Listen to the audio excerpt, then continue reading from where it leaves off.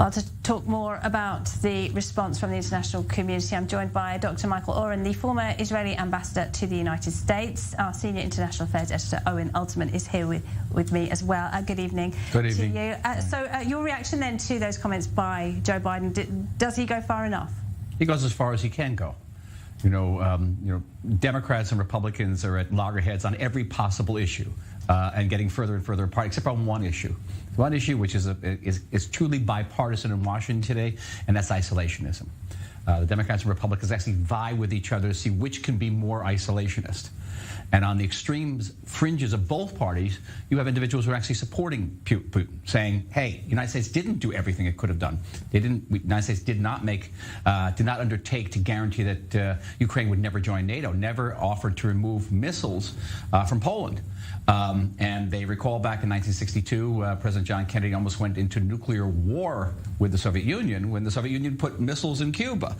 So there's an interesting type of dynamic, but it translates into a major hobbling of American foreign policy. America cannot project, certainly not send, military power in any large form anywhere in the world today. Well, you're right. I mean, a lot of people have been kind of trying to find excuses for Vladimir Putin for a while now, saying he feels threatened by NATO. He feels as though he's being surrounded. He kind of dispelled that himself, didn't he, when he made that speech over the past 48 hours, when he said, you know, various justifications for the invasion, the denazification of Ukraine, a country with a Jewish president, by the way, yes. The need to protect Russian-speaking minorities. I mean, he kind of threw all those excuses out the window, didn't he? Yes, I know. It's true. The bottom line is that the American people are unwilling to send their daughters and sons to fight and die for the Ukraine. That's the bottom line. And given that, what about sending weapons? They might. Listen, it depends on how fast. I think how fast the Ukrainian forces capitulate. If at all, if they go into an underground, protracted war of attrition, a guerrilla war, then I could see the situation where not just the United States, but other NATO countries would supply weapons and ammunition to those forces. Oh. There's another issue. I agree with everything that Ambassador Oren said in terms of isolationism being such an important current in American politics, but there is another issue too, and that's the relative decline of the United States. An inevitable process, right, with the rise of China, with a liberal order that in some sense was an open game that allowed countries to rise up as part of it. And I think that given that gradual erosion, we're now seeing the results. And at the end of the day, even if the United States didn't have those isolationist currents in its foreign policy, given the importance of Ukraine to Russia, given the geographical proximity, short of being willing to undertake and take on the risk of nuclear war, the United States simply can't match Russia and Ukraine. It simply can't. And again, that's a symbol that we're living in a new world. I remember earlier on in today, it's such a long day, but we had a debate in studio, but whether Biden comes off looking weak or looking, or whether he's doing what he can. And on that debate, I came out on exactly the same side as Ambassador Oren. But I think those who feel that Biden should be doing more and who are weak, I think pregnant in that position is a lack of, in some sense, understanding that we really are in a new world. A new world where the United States doesn't necessarily set all of the terms, where the United States can't simply win every war, and with the only thing holding it back from winning is its own will. Yeah, there's also an issue of ability and capacity. That is something that Putin himself has said he wants to do. He wants to undermine the world order, but he wants to change it back to where it was. He wants to change it back to how it was. Clock back to about 1985. But it doesn't account America. The decline of the United States. The United States, on paper, has an army that's actually much bigger than Russia's army, and not to mention the economy. And the economy many times bigger than Russia, and it has the power. It just doesn't have the will and the political wherewithal to actually apply that power. But having said all that, that doesn't account for the way the United States has managed its relationship with Iran. Here Putin's taken very good notes. America has, on one hand, threatening to put sanctions on Russia. It's relieving sanctions on Iran. 10 years ago, President Obama put all options on the table, including a military option. President Biden has taken the military option off the table. Specifically, he never says there's a military option there. The United States willing to stand by its allies? Not so much so in the Middle East now, is it? So President Putin has taken notes on all of these. And, if there is a decline in American power, if Americans are divided among themselves, themselves about, how best to police their cities and not interested in policing the world anymore.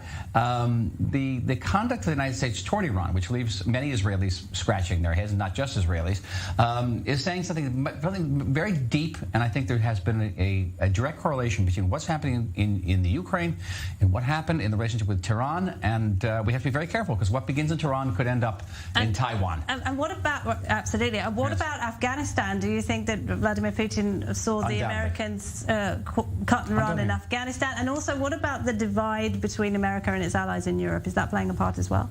Well, Europe is far from united on this. I know they're trying to show a united front, but the fact of the matter is the Germans are waffling because they're heavily dependent on Russian energy. The Hungarians don't like the Ukrainians. The chances of getting like an actual consensus among the EU on this may be small. And in fact, the United States is really, United States with Britain are the outliners right now in terms of calling for a very harsh sanctioned regime. The French too, Macron, because he got a slap in the face. He had invested a lot of French diplomacy and political capital in trying to reach an agreement. He got slapped. But that's about it. There are other countries in Europe who, to various degrees, may or may not cooperate with the sanctions degree to which the United States would like. Keep in mind, President Putin has had time, years now, to adjust to sanctions. They put sanctions on him over Crimea, over Georgia. A lot of time to gather up his monetary reserves.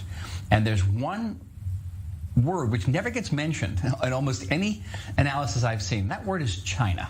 China presents a tremendous diplomatic, economic, and strategic tailwind for Putin, and can help him get over any number of sanctions.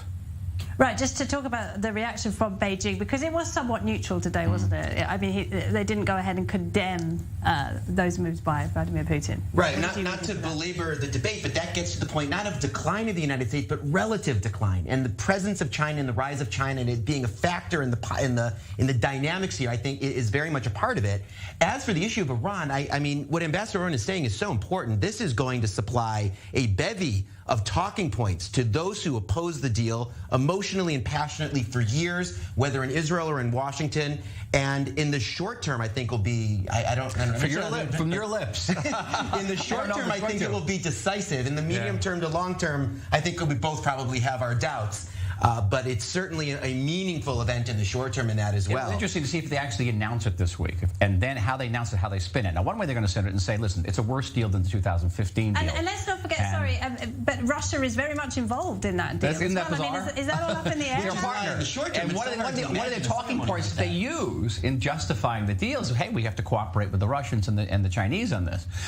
It's kind of a strange. I mean, is that still possible? Surely that is all up in the air now. I think that it has to do with domestic politics. In the Democratic Party, the 2015 nuclear deal has acquired the status of something of a holy grail. No one even knows what's in it. It is the signal foreign policy achievement of the Obama administration. Really, it's sacred. And they're going to try, the current administration is going to try to renew it at virtually any cost. The question is how they're going to spin it. Part of it, they're going to say, listen, it's a bad deal. It's a worse deal than 2015, but that's because Trump pulled out and left us with bad cards. That's what they're going to say. The question is whether they're going to say, oh, people who are saying that we're weak in the face of Russian aggression against Ukraine, look at this great diplomatic achievement which we have registered this week. Oh, it's an interesting spin. And I have to ask you about President Trump's comments yesterday. In his usual understated way, he seemed to suggest that this wouldn't have happened while he was in the White House. Do you agree with that? Don't know. I'm not going to. First of all, I don't know, and if I did know, I probably wouldn't say. Okay. But he's still. So in some ways, you always remain that ambassador.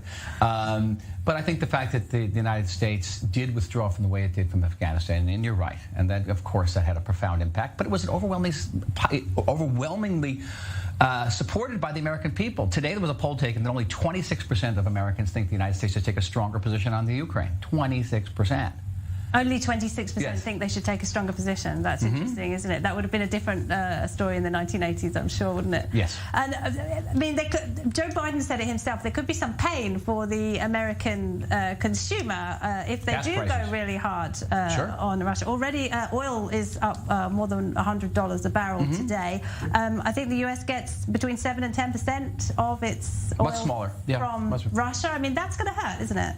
No, it just has to do with the world supply and the fact that the Europeans are paying a higher price for Russian gas. So that's gonna read down on the American market. Yes, and there's a lot of these sanctions are going to have a ricochet effect There's going to be pain on both sides, and it's going to be basically seen which side cries uncle first. Again, I reiterate that the Russians have a Chinese option, and the Chinese are there with a tremendous amount of economic and strategic backwind. A last point. Ukraine itself. People know how, first of all, Ukraine is the largest state in Europe, and it is vastly wealthy. It has immense resources in iron ore, in wheat, in energy. Mr. Putin could gain a lot by taking over the Ukraine.